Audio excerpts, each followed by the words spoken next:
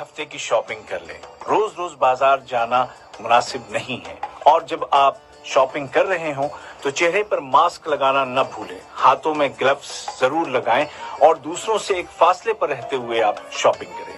اللہ تعالیٰ آپ سب کو سلامت رکھے۔ رمضان کی رحمتیں ایک بار پھر بہت مبارک ہوں۔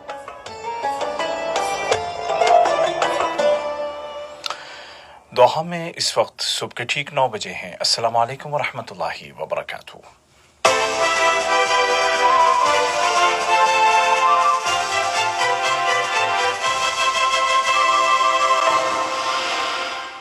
یہ اردو ریڈیو قطر ہے۔ اب آپ عبید طاہر سے آج کا پہلا نشریہ سماعت کیجیے۔ ابتدا میں پیش خدمت ہیں اس وقت کی اہم سرخیاں۔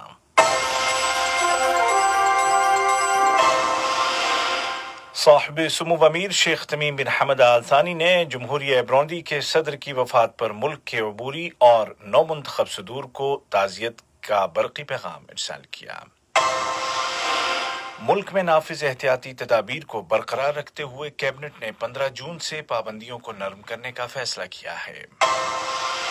اور عالمی ادارہ صحت WHO نے خبردار کیا ہے کہ عراق میں اٹلی جیسی صورتحال پیدا ہو سکتی ہے، جبکہ یہاں قطر میں کووڈ-19 سے ریکور ہونے والے مریضوں کی تعداد 49,413 ہو گئی ہے۔ اور اب پیش خدمت ہے آج کا پہلا مفصل نشریہ۔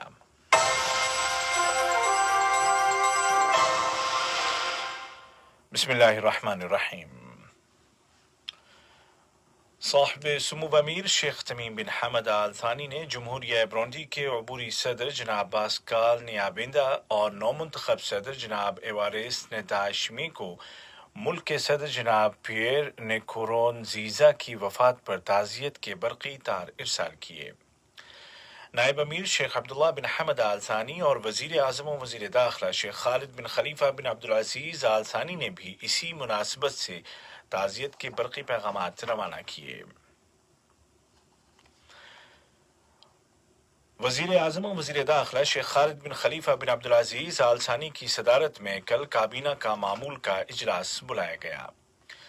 ویڈیو لنک کے ذریعے بلائے کے تحت کابینہ نے سرکاری ملازمین کے کام کے گھنٹوں میں تبدیلی کرتے ہوئے فیصلہ کیا ہے کہ اتوار 14 جون سے پبلک سیکٹرز میں صبح 7 بجے سے دوپہر 2 بجے تک 7 گھنٹے ڈیوٹی ہوگی۔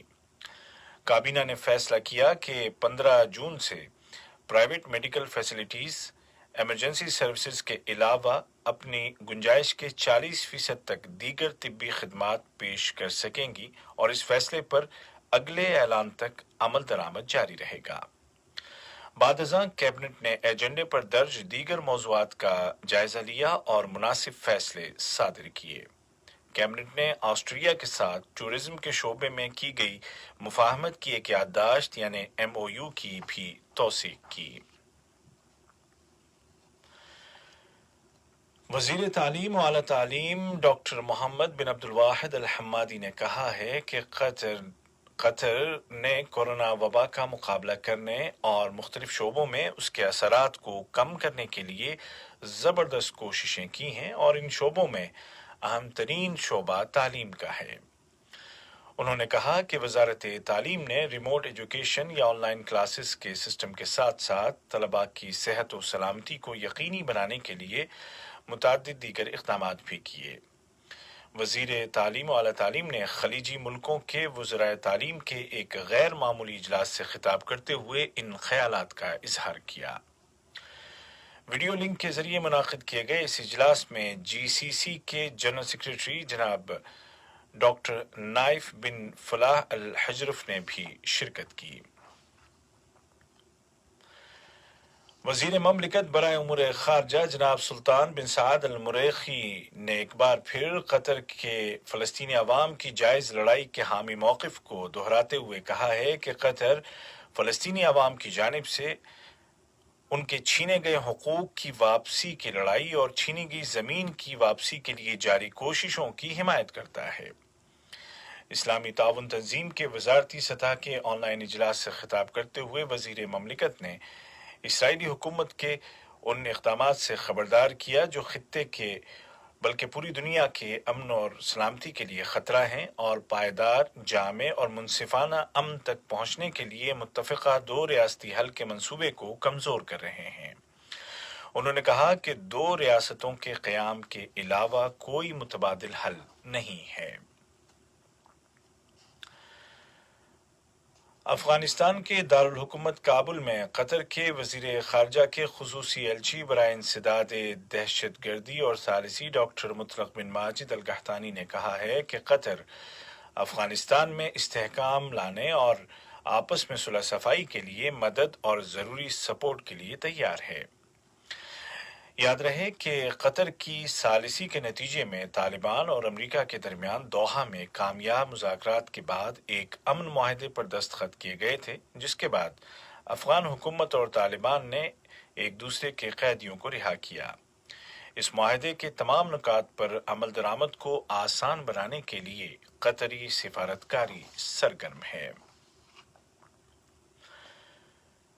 तुर्की में कतर के सफ़ीर जनाब सालिम मुबारक आल शाफी ने कहा है कि खलीजी बहरान को हल करने के लिए किसी भी पहल में इस बात को संजीदगी से लिया जाए कि कतर किसी भी सूरत में मुल्की खुदमुख्तारी पर समझौता नहीं करेगा और ना ही डिक्टेशन और किसी दूसरे की बालादस्ती कबूल करेगा। अनादोल खबर रसां इदारे के साथ बात करते हुए सफ़ीर कतर ने कहा कि कतर के दरवाजे सुलह के लिए किसी भी हकीकी पहल के लिए हमेशा खुले हैं, जिसमें पहले मुहासरा ख़त्म किया जाए, मुल्क की खुद मुख्तारी का एहतराम किया जाए, मुल्क के दाखिली मामलात में दखल अंदाजी न की जाए, आलमी कानून का पासो लिहाज किया जाए और तमाम मुल्कों को बराबरी की नज़र से देखा जाए। कतर के सफ़ीर जनाब सालिम मुबारक आल शाफी ने मज़ीद कहा कि मुहासरे के बावजूद कतर ने आलमी सतह पर कोविड-19 का मुकाबला करने के लिए जारी इंसानी और रजाकाराना कोशिशों की पहली सफ में अपना वजूद मनवाया है। ये खबरें आप उर्दू रेडियो कतर से सुन रहे हैं। वज़ारत सेहत ने ऐलान किया है कि मुल्क में कोरोना वायरस को शिकस्त देकर मजीद 1844 अफराद सेहतियाब हो गए हैं और इस तरह रिकवर होने वाले मरीजों की कुल तादाद 49,413 हो गई है, जबकि कल 1716 नए केस रजिस्टर किए गए और 4 अफराद जिंदगी की जंग हार गए। हेल्थ मिनिस्ट्री ने कहा कि कोविड-19 के फैलाव को रोकने के लिए की गई कोशिशें बड़ी हद तक इस वायरस को रोकने में कामयाब हुई हैं, जिसमें एहतियाती तदाबीर और सोसाइटी के तमाम अफराद के ताउन का अहम किरदार है और यही वजह है कि कतर में इस वक्त भी अमवात का तनासुब या डेथ रेशो दुनिया में सबसे कम है। बयान के मुताबिक बेहतर सूरत हाल की वजह से ही पाबंदियों को बतदरीज हटाने का फैसला मुमकिन हो सका है। वाज़ेह रहे कि कतर में पाबंदियों को नरम करने का पहला मरहला 15 जून से शुरू हो रहा है, जिसके बाद दूसरा मरहला 1 जुलाई से, तीसरा मरहला 1 अगस्त से और चौथा और आखिरी मरहला 1 सितंबर से आगाज होगा। हर मरहले में साबका मरहले से ज़्यादा नरमी की जाएगी, लेकिन इस दौरान तमाम एहतियाती तदाबीर पर अमल करना होगा, बसूरत दीगर पाबंदियां दोबारा आयद की जा सकती हैं। आलमी इदारा सेहत WHO ने खबरदार किया है कि इराक में अगर कोविड-19 के मुकाबले में सुस्ती का मुजाहरा किया गया तो सूरत हाल इटली जैसी हो सकती है। उधर इराकी हुकूमत ने कल कोरोना के 34 मरीजों की वफात का ऐलान किया है, जो माह फरवरी में इस मुल्क में वायरस के इंकिशाफ के बाद से एक दिन में होने वाली सबसे ज्यादा अमवात हैं। दूसरी जानिब जनूबी अमेरिका के मुल्कों में वायरस तेजी के साथ फैल रहा है, बिलखुसूस ब्राजील में, जो अमेरिका के बाद आलमी सतह पर इस बीमारी का दूसरा बड़ा गढ़ बन गया है। अमेरिका की रियासत न्यूयॉर्क में बिलखुसूस मरीजों और मरने वालों की तादाद का रेशो बहुत ज्यादा है। ऐसी सूरत हाल में अमेरिका में पाबंदियों को हटाने का मुतालबा किस कदर मुनासिब होगा, इस पर डिबेट जारी है। लीबिया की विफाकी हुकूमत की फोर्सेस के लिए मजीद फौजी कुमक पहुंच गई है। یہ فوجی دستے سرت شہر کے قریب جنگی محاذوں پر تعینات ہیں اور جلد اس شہر پر حملہ کرنے کی تیاریوں میں ہیں۔ وفاقی دستوں نے حریف جنرل حفتر کی افواج کو سخت نقصان پہنچایا ہے۔ دنیا اسنا امریکی وزیر خارجہ مائک پومپیو نے اپیل کی ہے کہ اقوام متحدہ کی زیر قیادت لیبیا میں لڑائی کے فریقوں کے درمیان مذاکرات دوبارہ شروع کیے جائیں۔ انہوں نے روس اور دیگر ملکوں سے مطالبہ کیا کہ وہ لیبین کرائسس میں مداخلت کو بند کریں۔ اور جرمنی کے وزیر خارجہ ہائیکو میس نے فلسطین کے مقبوضہ علاقے مغربی کنارے کے بعض حصوں کو اسرائیل میں ضم کرنے کے اسرائیلی منصوبے پر شدید تشویش کا اظہار کیا ہے۔ القدس میں اسرائیلی وزیر خارجہ گیبی اشکنازی کے ساتھ ملاقات کے بعد انہوں نے اپنے خیالات کا اظہار کرتے ہوئے مزید کہا کہ اس طرح کے اقدامات کے نتائج کے متعلق جرمنی کو بھی دیگر یورپی ملکوں کی جانب سے ظاہر کیے جانے والے خدشات لاحق ہیں اور یہ اقدام بین الاقوامی قانون کے مطابق نہیں ہے۔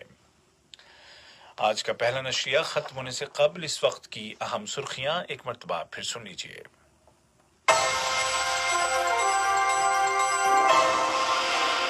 صاحب سمو امیر شیخ تمیم بن حمد آل ثانی نے جمہوریہ برونڈی کے صدر کی وفات پر ملک کے عبوری اور نو منتخب صدور کو تعزیت کے برقی پیغامات ارسال کیے۔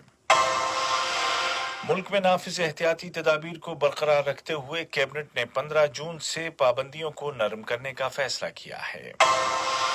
اور عالمی ادارہ صحت WHO نے خبردار کیا ہے کہ عراق میں اٹلی جیسی صورتحال پیدا ہو سکتی ہے، جبکہ یہاں قطر میں کووڈ-19 سے ریکور ہونے والے مریضوں کی تعداد 49,413 ہو گئی ہے۔